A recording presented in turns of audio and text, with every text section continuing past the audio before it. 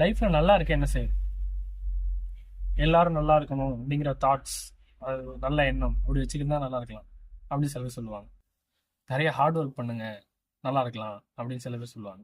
Heart ஒர்க்லாம் இல்லைப்பா, ஸ்மார்ட்டாக ஒர்க் பண்ணுங்க, எதை செஞ்சா நல்லா இருக்கலாம் அப்படிங்கிறத கரெக்டாக கண்டுபிடிங்க, அதை செஞ்சா நல்லா இருக்கலாம் அப்படின்பாங்க. சில பேர் டிவோஷனலாக பேசுவாங்க, நிறைய சாமி கும்பிடுங்க, டெய்லி வச்சு சாமி கும்பிட்ற பழக்கத்தை வச்சுக்கோங்க, யார் மேலேயா ஒரு நம்பிக்கை வைங்க, அப்போ நம்பிக்கை வைக்கும்போது உங்களுக்கு ஏதோ ஒரு சம்திங் நடக்கும், அதெல்லாம் நல்லா இருக்கலாம் அப்படிம்பாங்க.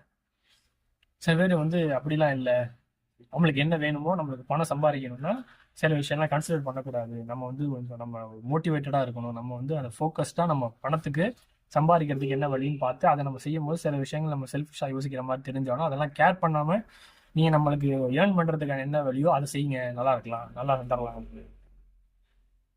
இது மாதிரி நிறைய பேர் நிறைய அட்வைஸ் கொடுக்குறாங்கல்ல, இல்லை எது செஞ்சால் நல்லா இருக்கலாம், ஏன்னா நம்ம இது செய்கிற நிறைய பேரை நம்மளே பார்த்துருப்போம். ஆனால் இதை ஒவ்வொரு கேட்டகரியும் அதை செஞ்சும் நல்லா இல்லாமலும் இருப்பாங்க, செஞ்சு நல்லா இருக்கிறவங்க இருப்பாங்க.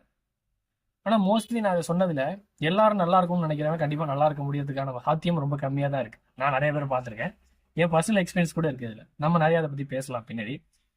ஸோ இதில் வந்து எந்த கேட்டகரி நல்லா இருக்கலாம் அப்படிங்கிறது உங்களுக்கு ஏதாவது தெரிஞ்சுச்சுன்னா கொஞ்சம் கமெண்ட்டில் சொல்லுங்கள், ஏன்னா நானும் நல்லா இருக்கணும்ல, அதுக்காக தான். தேங்க்யூ.